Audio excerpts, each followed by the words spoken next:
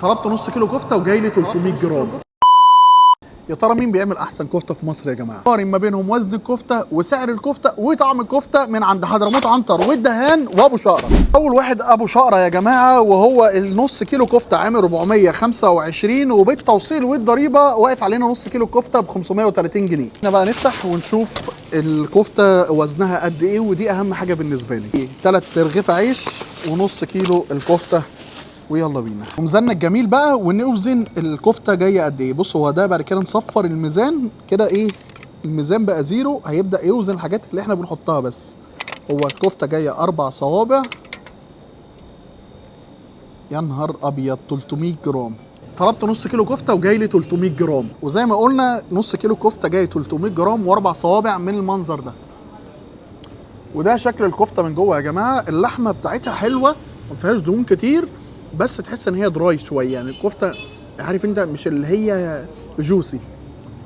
خش على اللي بعده. وتاني واحد معانا يا جماعه هو الدهان، ونص كيلو الكفته عامل 400 جنيه بالتوصيل والضريبه، عامل 489 جنيه نص كيلو كفته من عند الدهان. طحينه وعلبه بابا غنوج، معلقتين وتقريبا رغيفين عيش، ونص كيلو الكفته. وهنا نص كيلو الكفته جاي 8 صوابع يا جماعه. هنحط الميزان بتاعنا كده ونصفر، يلا بينا.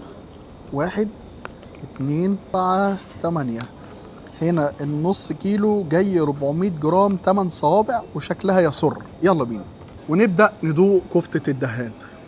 طيب هنا طعم التدخينه في الكفته حلو، وده منظر الكفته من جوه.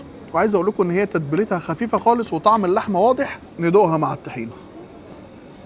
طيب دي الكفته بقى اللي يتقال عليها جوسي فعلا، نسبه الدهون فيها يعني تحس مناسبه كده مع اللحمه، يعني فعلا تحس كفتها طريه ومع الطحينه جميله قوي، تتبيلتها حلوه ومعقوله. 400 جرام احسن من 300 جرام. ثالث واحد معانا يا جماعه هو حضرموت عنتر، واحنا اللي رحنا جبناه مفيش توصيل، فنص كيلو كفته كان واقف ب 330 جنيه، وده ارخصهم. وجاي معاه بقى واحده شوربه، 3 انواع سلطه ومعلقه، والكفته نفسها وعليها رغيفين عيش بلدي. ويلا بينا بقى نشوف كفته حضرموت عنتر وزنها قد ايه. هم جايين 4 صوابع كبار، يعني بمقام 8 صوابع صغيرين. نحط الميزان ونصفر. 1. وهنا الميزه ان حضرموت عنتر حاططهولك مع الرز بتاعه، يعني حاطط لك رز وعيش. مفيش دلع اكتر من كده من حضرموت عنتر. يعني 370 جرام، يعني ده اللي في المتوسط ما بينهم. يلا بينا ندوق الطعم. حضرموت عنتر جربها مع الطحينه. طيب انا عايز اوريكم الكفته من جوه. الكفته هي مبهره بهار كتير قوي قوي قوي، يعني تحس فعلا بطعم البهارات في الكفته. طعم الكفته صايع يا جماعه، فتحس ان طعم الكفته دي شعبيه شويه، طعمها حرش، كفته حرشه. الدهان كانت الكفته جوسي.